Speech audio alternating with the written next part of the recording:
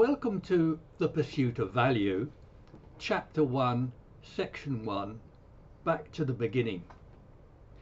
Plato records that philosophy begins in wonder, but for others it can be a response to incomprehension, oppression or horror. More commonly, after we have become aware of the facts of life, evolution, our place in the world, and the obscurities of our own minds, we may be left with a sense of unease, not just of the unexplained or inexplicable, but of things out of place and of hidden anomalies.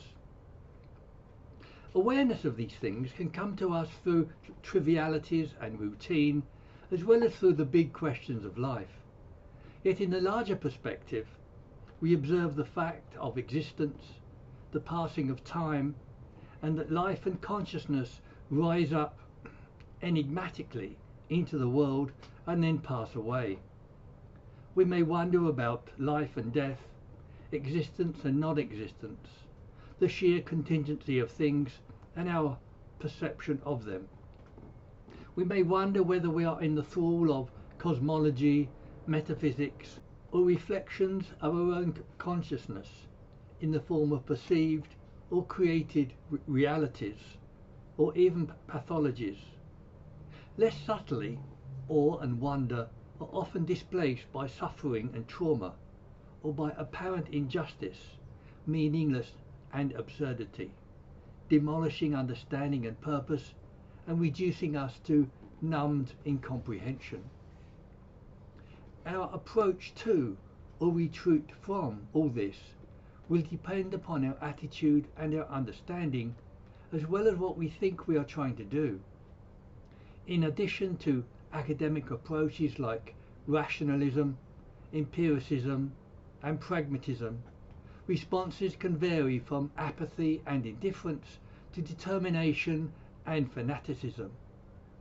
Yet somewhere between the wisdom of walking away and the wisdom of engagement, cultural conditioning can turn us onto routes prepared by folklore, religion and philosophy, thereby domesticating the primal experience of life into comprehensible and endurable states of affairs. Parody and the poetic blur the edges of the literal. The social sciences and philosophy, as well as folklore and religion, however, have their own conventions and taboos that may well mislead us. These can extend from a realist conception of the world as bare fact, without need of further comment, to the vaunted complexity of socio-historical, existentialist and postmodern insights that suggest the inadequacy of any single perspective of life, much less some kind of solution. We should then be suspicious of monolithic perspectives as much as the idea that life or any complex phenomenon is simply an incoherent jumble of events. The physical world, life and consciousness all manifestly exist and exhibit form, structure and process which cannot be assumed to preclude coherent, useful and indeed privileged perspectives to a self-conscious participant. We should not, however, be seduced by the attractions of any idea or solution, whether splendidly diverse, all-encompassing or aesthetically appealing. Monolithic or cosmological perspectives are invariably erroneous, as is the apparent significance of an absolutely true conception of things.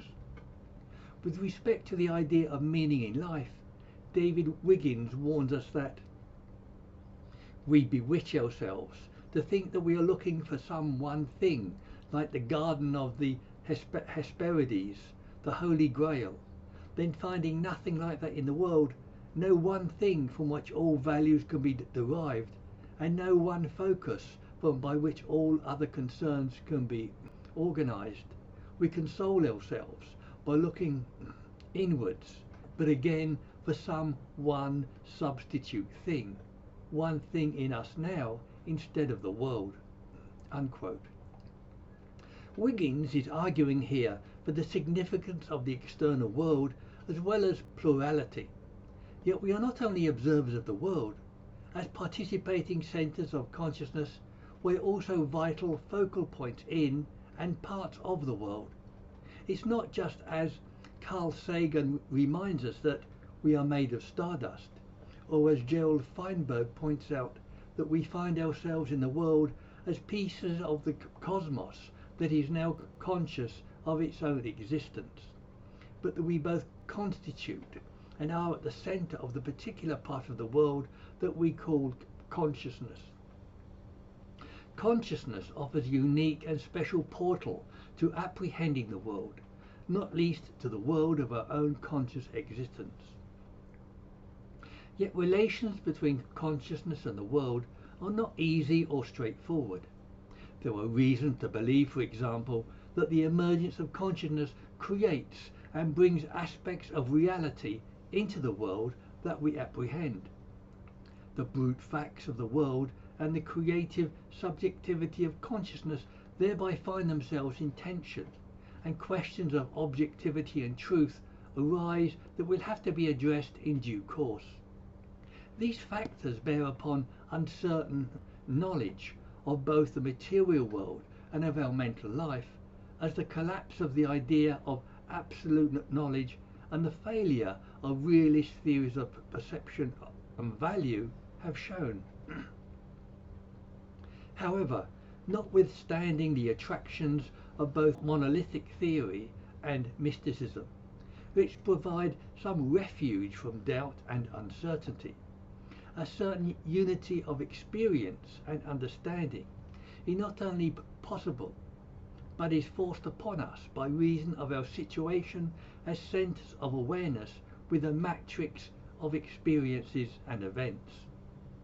In this respect, and often in repudiation of philosophical realism, as well as of a separate religious reality, theorists ranging from Jungian Emil von Franz to neuroscientist Sam Harris have insisted upon the centrality of consciousness as a cipher or nexus of experience.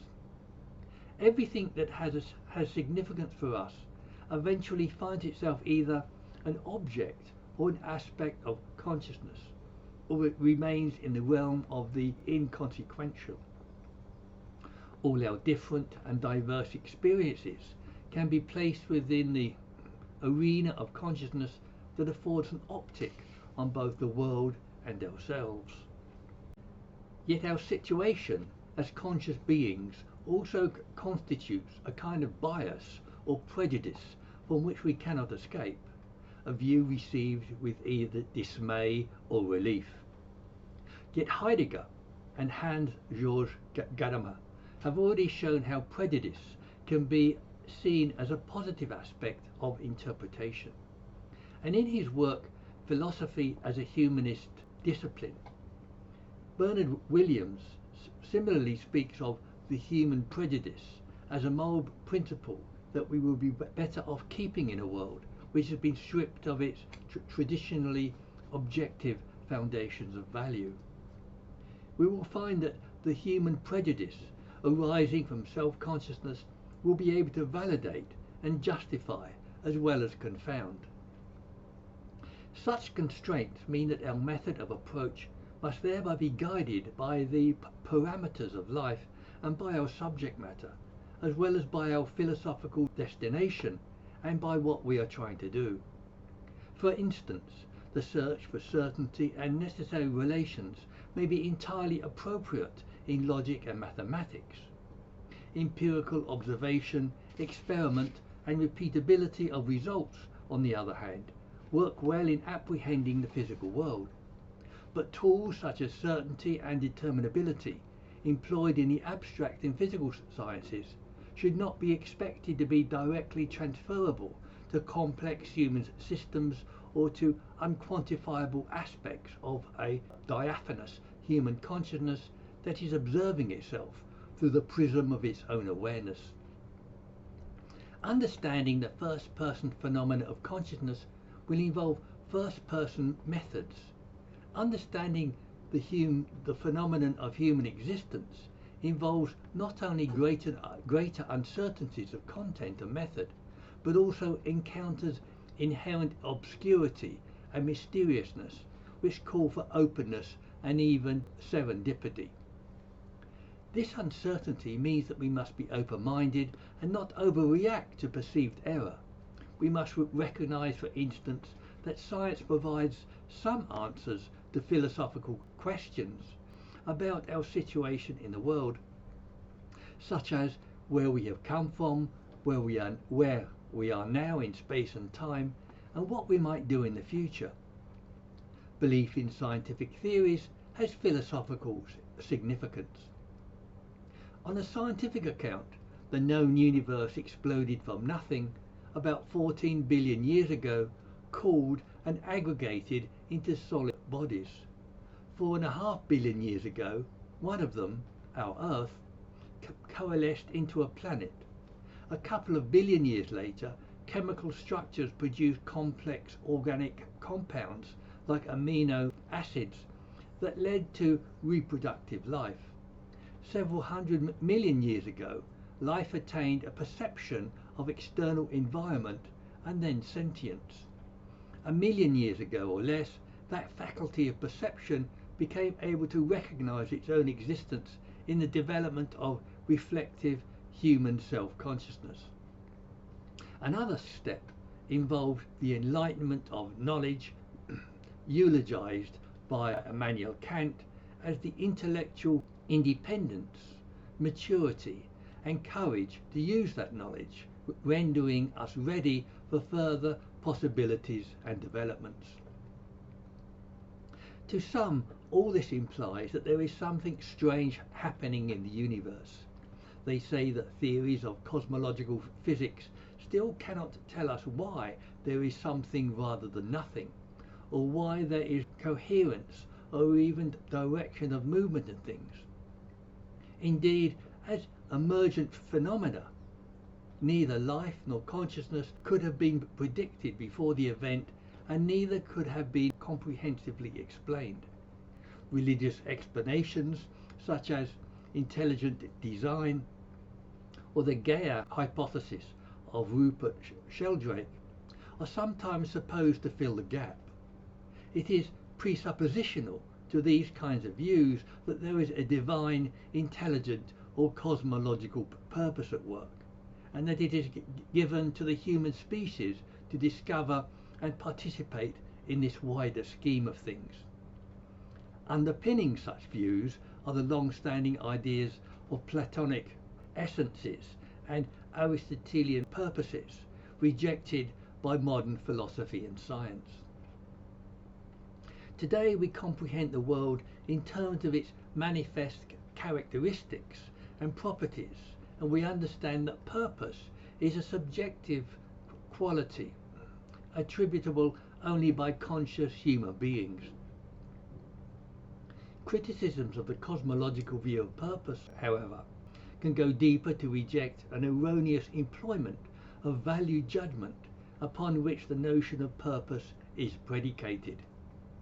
Reasoning from a recognition of the subjectivity of value and from the fact value and is-ought distinctions, philosophers have pressed forward with the conviction that, however purposeful these developments and directions seem to be, they could never legitimately constitute human purpose, which can only be ultimately determined through conscious acts of will and choice. Intentions and choices must be constrained but not automatically established or justified by matters of fact or material existence, whether divine, cosmological or scientific. To attempt to establish them in this way is to be subject to a basic confusion concerning the derivation, justification and application of value. Yet the correction of this confusion further reveals both a prior neglect and a subsequent discovery of value that offer clues about our situation as conscious beings. The whole progression of matter, life, consciousness, self-awareness and the discovery of value is indeed a curious development which sets the stage for the human drama as well as for a question of value, which marks out both a direction for this inquiry and an introduction to the infamous obscurity of consciousness begun below. The next section would be section 2, Consciousness the Obscure.